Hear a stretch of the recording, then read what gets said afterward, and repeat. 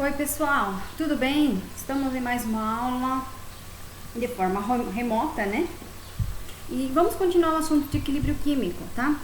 Nós ainda não entramos na parte que envolve cálculos, tá pessoal? Porque existe todo assim um passo a passo pra gente entender, tá? Então a aula anterior foi uma introdução sobre o equilíbrio químico e agora a gente vai pra parte, digamos assim, teórica do assunto, tá?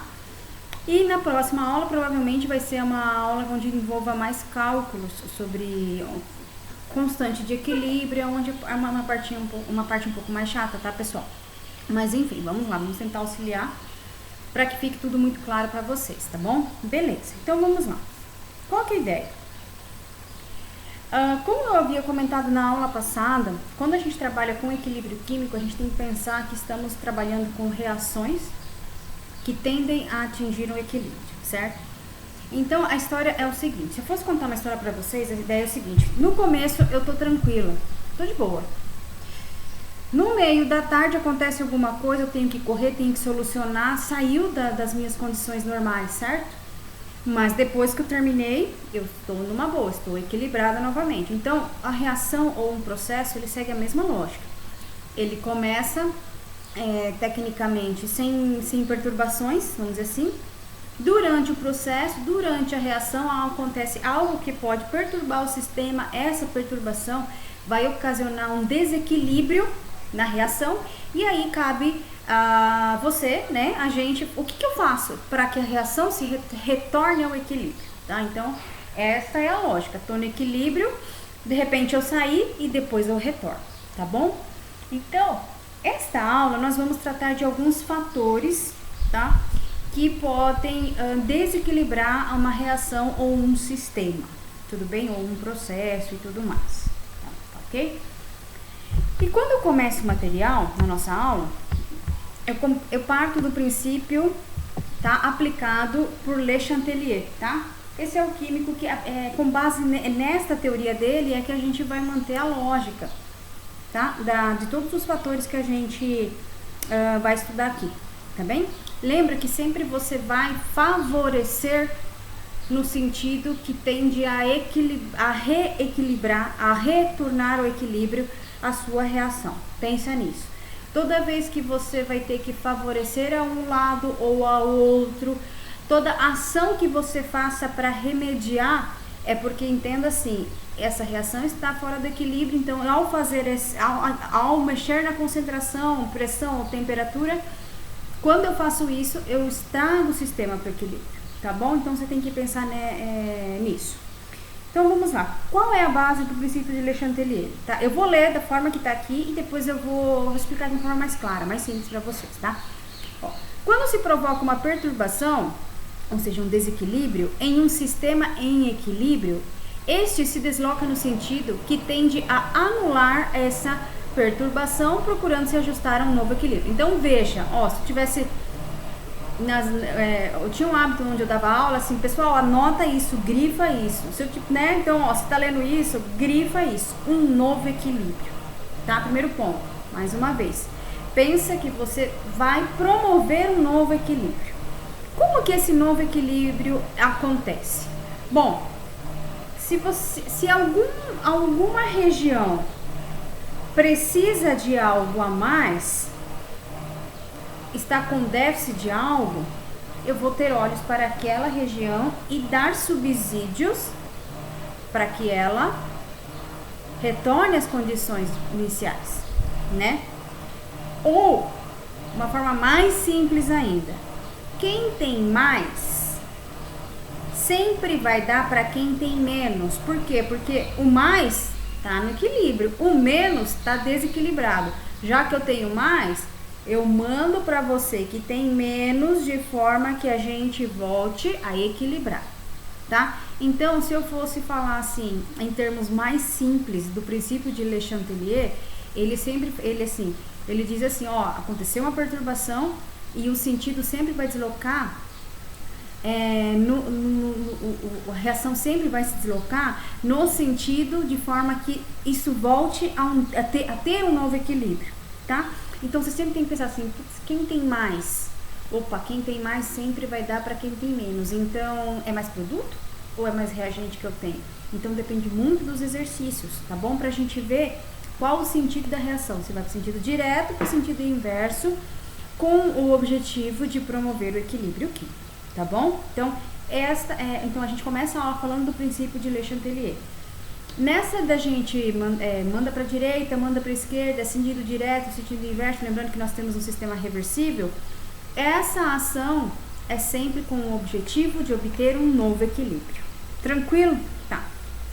E aí, aqui eu elenco 3 fatores que podem desequilibrar um sistema, tá bom?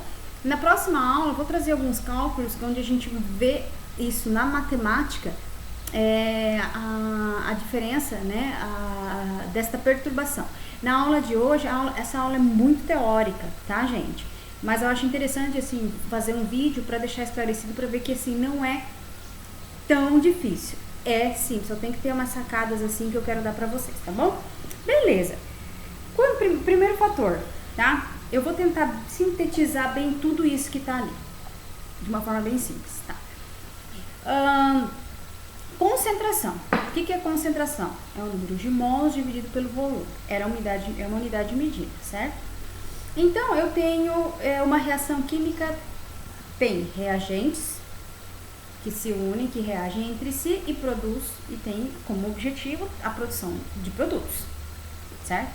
Então, vamos pensar sempre nessa reação. Reagente, a soma de reagente, de 2, de 3, sei lá, vai produzir 2 ou 3, sei lá, produtos, tá? Lembrando das flechinhas, são um sistema reversível, tá?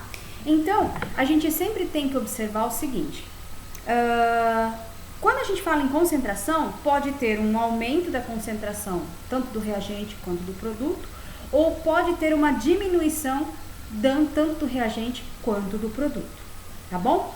Então, ó, eu vou colocar um exemplo de concentração e vou explicar de um jeito assim mais rápido e claro, que na verdade vai ter tudo escrito nesse texto ali que eu coloquei, tá bom? Quando eu coloquei a parte de concentração, para a aula render, tá? Para ser mais prático, para vocês verem que não é tão difícil. Então eu vou escrever a reação aqui.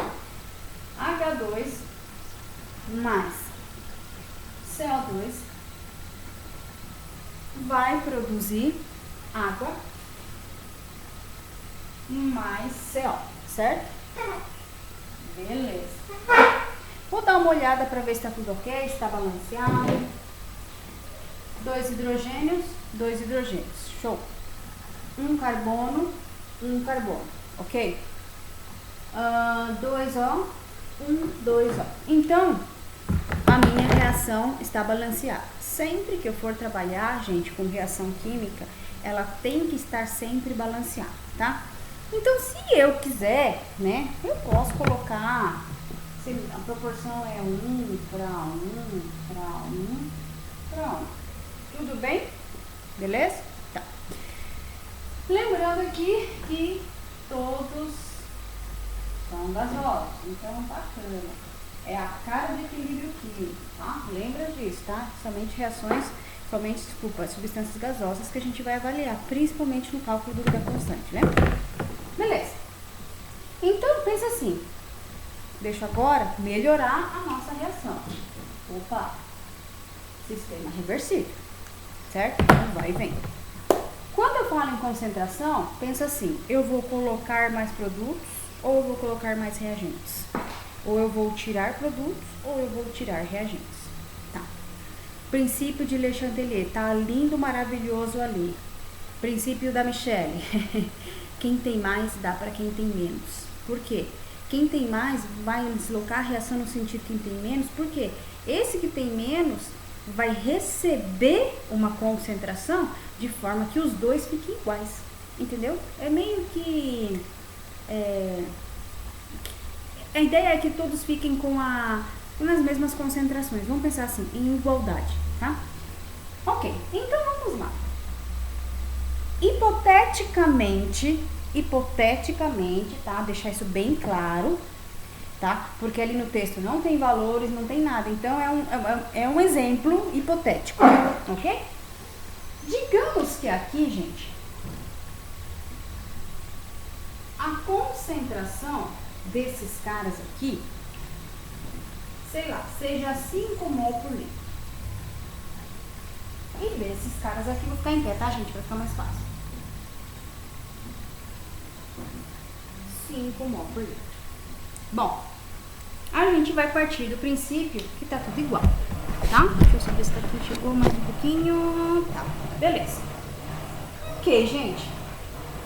Eu vou lá e eu vou adicionar, vou colocar mais 2 mol, vou colocar mais 2 na concentração dos reagentes, tá? Gente, 5 mais 2 costuma dar 7 mol por litro, beleza? Então agora a nova situação é o seguinte: eu tenho 7 mol por litro e aqui eu tenho 5 mol por litro. A minha primeira pergunta é, tá igual? Olha, até onde eu sei, 7 não é igual a 5, então não tá igual. Está desequilibrado? Tá sim, professora. Então o que eu faço para que eles fiquem iguais? Bom, princípio de Le Chatelier. Quando tem uma qual tipo de perturbação que eu tô provocando? Primeiro, eu tava tranquilo, sossegado com 5 mol por litro. Aí veio um cara, me botou mais 2, agora eu tô com 7 mol por litro. O meu sistema desequilibrou, ok? Quando isso aconteceu, eu vejo que os reagentes têm mais e os meus produtos têm menos. Qual que é a forma mais simples da gente entender o princípio de Le Chatelier? Quem tem mais vai dar para quem tem menos, com o objetivo de, ao promover essa doação, no final todo mundo volta, a gente retorna a um novo equilíbrio, se ajusta a um novo equilíbrio. Agora eu pego a frase do Le Chatelier, ok? Então, o que eu faço? Bom, ou eu dou prioridade para a seta preta, ou eu dou prioridade para a seta azul. Bem, 7 tá para cá, certo? 7 tá para cá. E o 5 tá para cá. Então, ó, 5 para cá, 7 para cá. Quem tem mais vai dar para quem tem menos. Então, eu entendo o seguinte: esta reação irá se deslocar no sentido direto, de forma que promova o quê? O equilíbrio. Então, se você adiciona no reagente, gente, você vai ter que mandar para o produto, porque quer dizer que o produto tem menos. Imagina se fosse o contrário. Se aqui fosse 7 e aqui fosse 5, agora o sentido da reação é inverso. Por quê? Porque eu vou sempre para o lado que tem menos, de forma ao quê? A ajustar o equilíbrio, certo? A anular essa perturbação. Tudo bem? Então, neste exemplo aqui, a reação vai para o sentido direto, ok? Vamos lá. Bom, gente, agora, continuando, eu vou dar um exemplo ainda dentro de concentração, tá? Vamos ver um exemplo quando a gente retira, tá? Beleza, imagina, eu tô com 5, tá tudo ok, tá? Agora vamos retirar. Eu vou tirar 2 mol, 5 menos 2, sobra o quê? Sobra 3 mol por litro. Agora minha análise é aqui, ó, 3 mols para 5 mols. São iguais? Não. Então, onde eu sei, termo é igual a 5. Então, gente, o que acontece? Bem, agora veja que eu tirei dos reagentes. Exemplo anterior, adicionei nos reagentes. Retirei. Quando eu retiro, agora eu fico com menos aqui e mais aqui. Qual que é o princípio de Le Chatelier da forma mais simples? Quem tem mais vai mandar para a região, ou vai deslocar o sentido para quem tem menos. Com qual o objetivo? A ajustar e promover um novo equilíbrio. Então, gente, com toda certeza, esta reação vai vir para o sentido inverso. Por quê? Porque quando eu tirei reagente, esse cara aqui está com menos. Esse cara aqui tá com mais, então tem mais para esse lado. Então agora a reação se desloca no sentido inverso. Por que vai fazer isso? Porque vai atingir um novo equilíbrio. Tranquilo, gente? Deu para entender essa ideia de quando eu adiciono e quando eu retiro? Pensa sempre assim, gente. Tanto adicionar quanto retirar, um vai ficar mais, vai ter maior concentração do que o outro. E aí você vê. Se tem maior concentração no reagente, manda para os produtos. Se tiver maior concentração nos produtos, manda para o reagente. Tranquilo? Esta é a ideia que a gente aplica para a concentração. É fácil, tá? Ok, gente. Próximo tópico para a gente avaliar. Pressão, tá? Vou apagar aqui para a gente dar uma olhada aqui quando a gente fala sobre pressão. Pressão, a gente vai fazer a seguinte análise.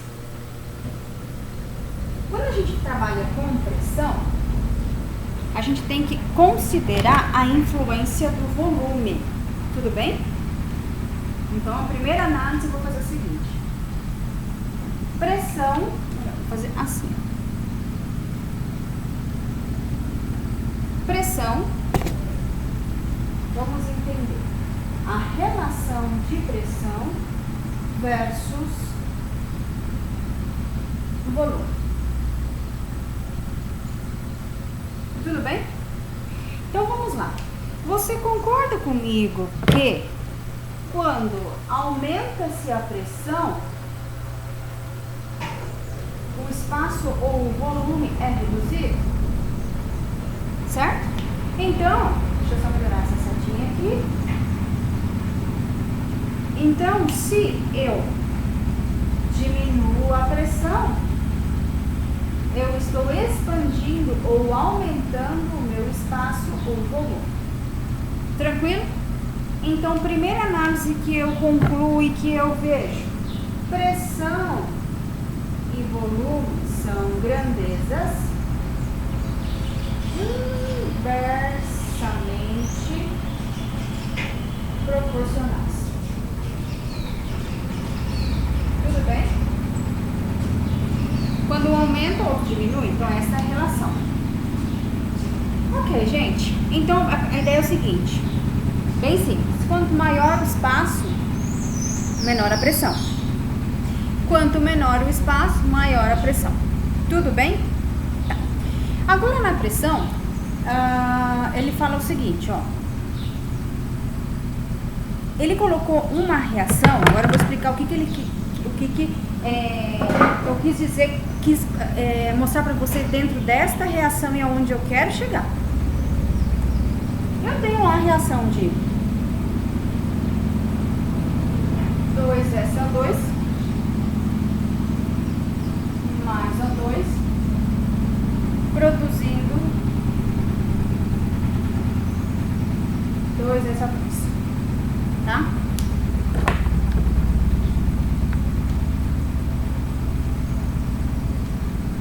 Tá aqui, ok? Bom, bem pessoal, vamos lá ver então um exemplo para pressão. Primeira coisa, certifique-se que todas as substâncias são gasosas. Então, ó, esse cara é gasoso, gasoso e gasoso. Tranquilo? Primeiro ponto. Segundo ponto, agora, gente, você vai considerar os coeficientes estequiométricos. O que é isso, pessoal? É isso aqui, esse 2, e lembra quando eu já falei, sempre que não tiver nada, é como se correspondesse a ter 1. Certo? Então tá. Então agora você vai pensar num total de números de mols contando estes números da frente. Gente, 2 mais 1 costuma dar 3 mols. E aqui só tem esse cara, então 2 mols. Primeiro, tem situação, gente, principalmente quando a gente trabalha com pressão e volume, que às vezes a reação nem se desloca. E tem situação que ela vai se deslocar, tá? Então, primeiro ponto, com toda certeza essa reação vai se deslocar. Por quê? Porque 3 é diferente de 2. Agora vai que, tá? Tô forçando a barra, não é isso. Aqui fosse 1 1 mais 1 costuma dar, seria 2. 2 e 2 são iguais, então a reação não se desloca. Então fica esperto nisso quando a gente trabalha com pressão e volume, tá? A quantidade dos estequiométricos, se forem diferentes, há uma tendência da reação a se deslocar. Agora, se as quantidades forem iguais, ela não se desloca. Tudo bem? Continuando. Ok. Imagine agora, para tentar ficar mais fácil para você. Imagina que você tem um recipiente, tá? Mas vou pegar um exemplo aqui, ó. Eu tenho aqui a minha garrafa de água e eu tenho, ó, esse recipiente aqui que eu coloco as minhas canetas. São volumes diferentes? Sim, espaços diferentes, tá? Digamos que talvez aqui eu coloque mais e aqui eu coloque menos, não sei. Importante é que tem diferença de volume, tem diferença de espaço, ótimo. Então, ó, pensa comigo. Eu acho que eu vou conseguir colocar esses 3 aqui nesta garrafa. Por quê? Porque, tem mais espaço, então vai caber os 3 aqui, beleza? Agora, ali eu só tenho 2, então eu vou colocar nesse recipiente aqui, tá bom? É menorzinho, então entra os 2 aqui tranquilamente, certo? Então, quando a gente fala em volume, pensa assim, realmente um espaço. Quanto maior a quantidade de mols, eu entendo que eu vou colocar no maior, vai ser o meu volume. Vou armazenar num volume maior. Quanto menor for o meu número de mols, eu vou armazenar isso, vou pensar isso em um volume menor. Ok? Então, eu posso dizer que esse aqui é um caso onde este aqui é um Vzão e este aqui é um Vzinho. Sim ou não? Maior volume, menor volume. Opa, então vem comigo. Quanto maior o volume, menor é a pressão. Então eu concluo que menor é a pressão, ok? Certo. Então, quanto menor o volume, maior a pressão.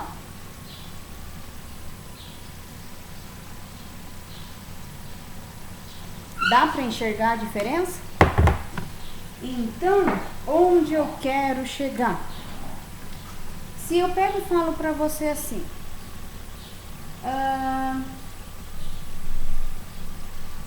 se eu quero aumentar a pressão, o sistema está lá equilibrado, está tudo correndo super bem. Eu vou lá no meu sistema, no meu processo, na minha reação, eu vou aumentar a pressão, perturbei, princípio de Le Chatelier, perturbei. Qual foi a causa da minha perturbação? Aumentei a pressão. Para esta reação, aumentei a pressão, certo?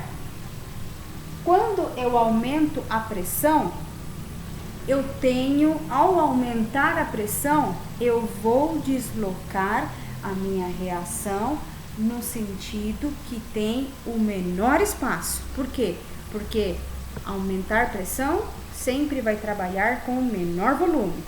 Pô, meu menor volume era esse, então meu menor espaço é esse. Então, quando eu aumento a pressão, eu tendo a reação para o sentido direto. Por quê, professora? Porque o Vzinho está neste lado de cá e o Vzão está neste lado de cá. Então, mais uma vez, você está lá fazendo teu exercício. Você está sossegado numa boa. Eu vou lá, vou mexer com você.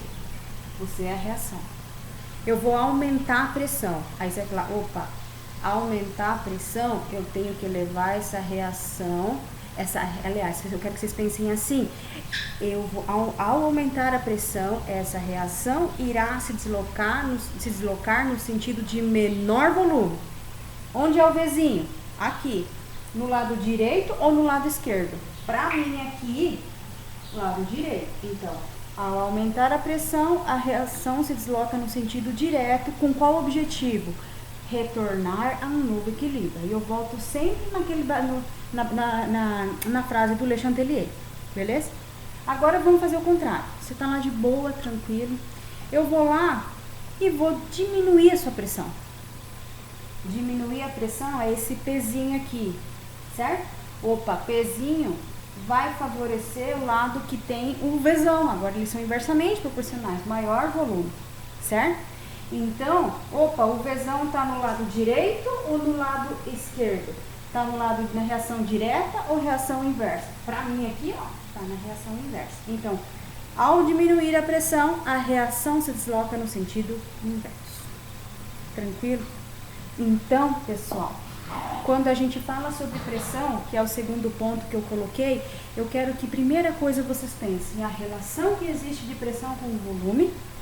E aí, pensa nesse exemplo aqui, ó, Vzão e Vzinho. Não sei se dá pra ver, né? Vzão, garrafa maior, nosso recipiente é menor. Tudo bem? E aí faz a relação.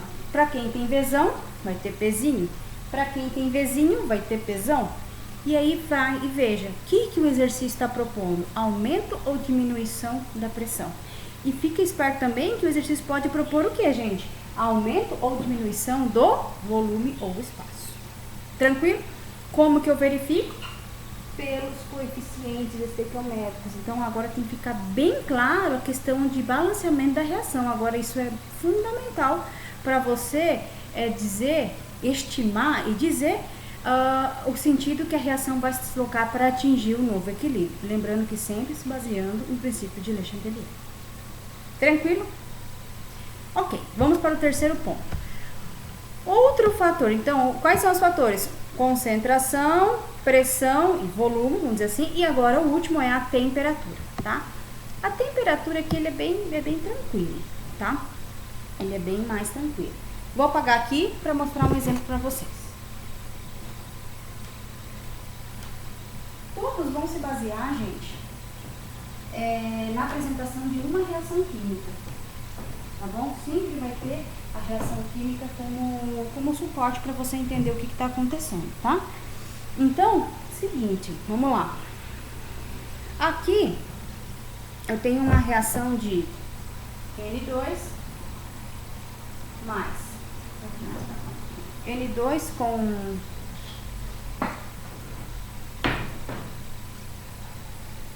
H2 e provavelmente vai produzir amônia, né?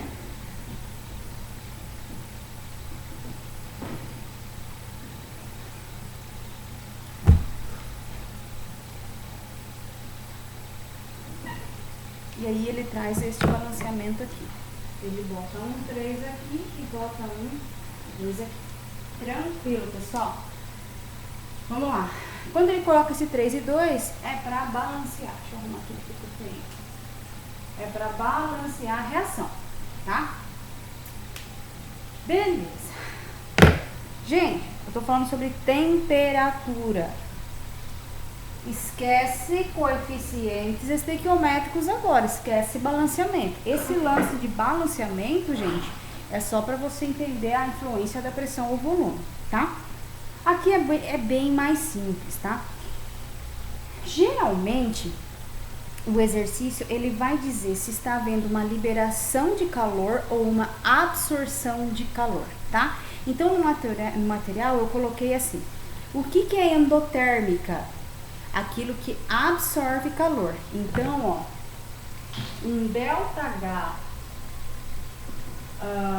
maior que 0, ele é endo, certo? Por quê? Absorve calor. Ok? O que é um ΔH menor que 0? Ele é um exotérmico. Por quê? Libera calor. Beleza? Tá. Então, gente, o que vai acontecer? Nesse exemplo aqui, eu vou ler aqui o exemplo de vocês, mas eu vou dar um exemplo de como eu costumo pedir isso em exercícios, tá? Então, para você trabalhar com a temperatura, primeiro, tem que ter uma reação e segundo, o texto vai falar para você se esta reação é endotérmica ou é exotérmica. Ou uma outra situação. Vamos chutar aqui que eu dei que o ΔH aqui faz de conta que é 100 kJ, tá? O valor da entalpia é 100 kJ. Então, eu falei que aquela reação é 100 kJ, tá? A dica que eu dou é o seguinte, presta atenção.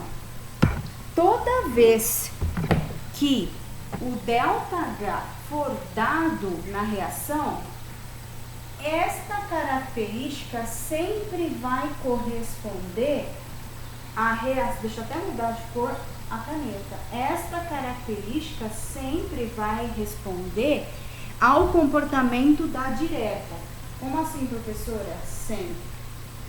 100 é a mesma coisa que eu pensar em mais 100. Opa, tudo que é positivo é endo. Poxa, se na direta é endo, gente, na inversa com toda certeza vai ser isso, ok? Aí é o seguinte, então, ó, tem um ΔH da reação, estuda o sinal. Positivo é o comportamento da seta de cima, ou direta. Então, o contrário vai ser, nesse caso, êxito. E se aqui, por exemplo, professora, fosse menos 100, se fosse menos, este cara de cima seria exo, então o cara de baixo seria endo. Tudo bem?